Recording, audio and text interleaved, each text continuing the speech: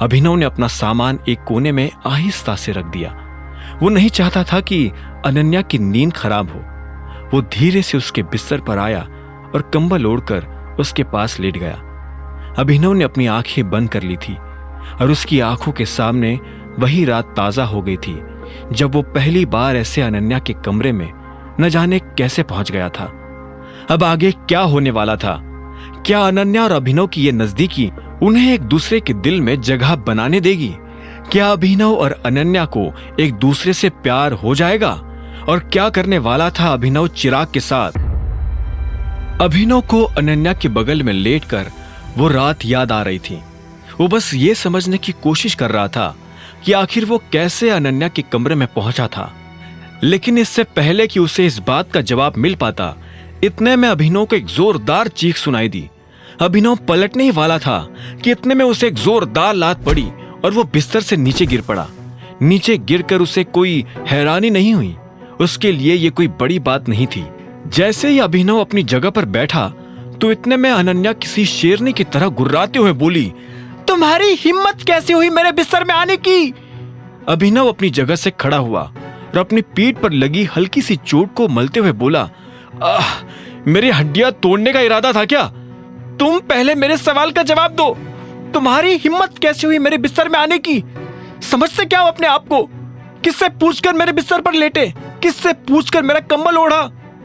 अभिनव ने एक गहरी सांस ली और कंबल को फिर से ठीक तरह से रखते हुए कहा, मैं तुम्हारा पति हूं, भूल गई? पति? My foot! ये शेख चिल्ली की तरह खाली पुलाव पकाना बंद करो। तुम मेरे पति नहीं हो। तुम मेरे सबसे बड़े दुश्मन हो और मैं तुम्हारी शक्ल भी नहीं देखना चाहती हूं। अच्छा, तो किसकी शक्ल देखना चाहती हो? उस झूठे चिराग की? तुम्हें पता भी है तुम किसके बारे में क्या बात कर रहे हो? चिराग के बारे में ऐसा बोलने से पहले तुम 100 बार सोचना। वो तुमसे 1,00,000 गुना ज्यादा अच्छा है, समझे? अनन्या ने कहा और अपनी जगह से उठकर बाथरूम की तरफ जाने लगी।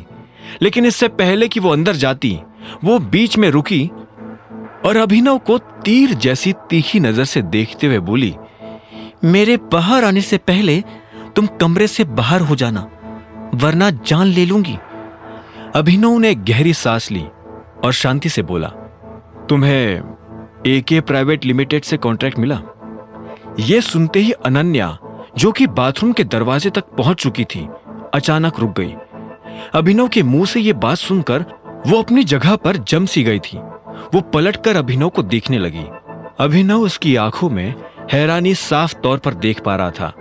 उसने मुस्कुराते हुए कहा, मैंने तुम्हें कहा ही था कि मैं तुम्हारी हेल्प। इससे पहले कि अभिनव अपनी बात पूरी कर पाता, अनन्या ने उसे फटकारते हुए कहा, बकवास करना बंद करो, समझे?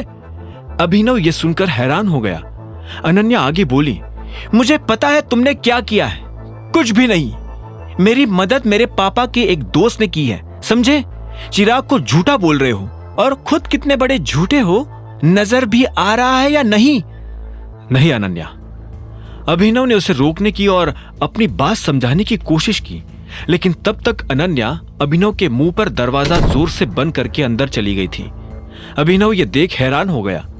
अब क्योंकि वो इस कमरे में नहीं रुक सकता था, इसलिए वो उसी कमरे में चला गया जिस कमरे में वो अक्सर सोया करता था। बहुत मुश्किल से उसे नींद लगी और कब सुबह हो गई उसे पता ही नहीं चला। जब अभिनव तैयार होकर बाहर आया तो उसने देखा कि नाश्ता टेबल पर लग चुका था और अनन्या पहले से बैठकर नाश्ता कर रही थी।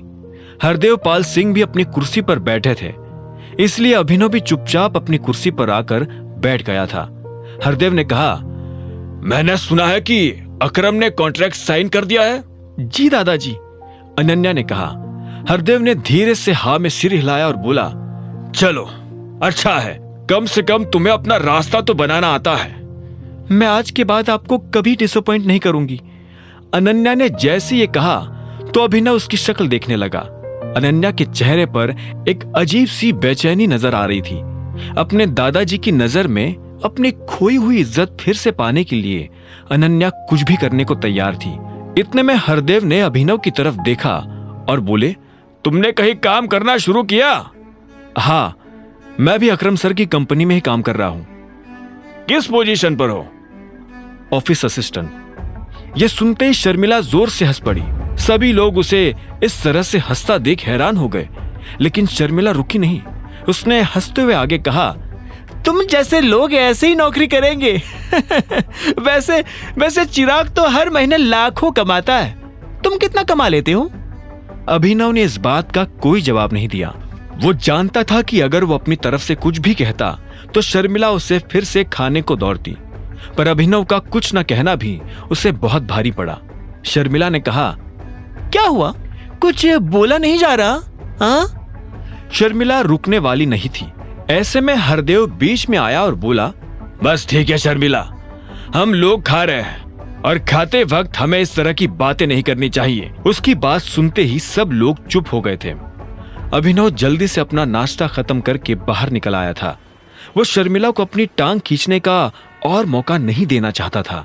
उसका मन तो कर रहा था कि अभी के अभी शर्मिला के घर जैसे 100 घर खरीदे और शर्मिला जैसे लोगों को उनकी औकात दिखा दे, लेकिन वो ऐसा नहीं कर सकता था। उसके पास शांति रखने के अलावा और कोई चारा नहीं था।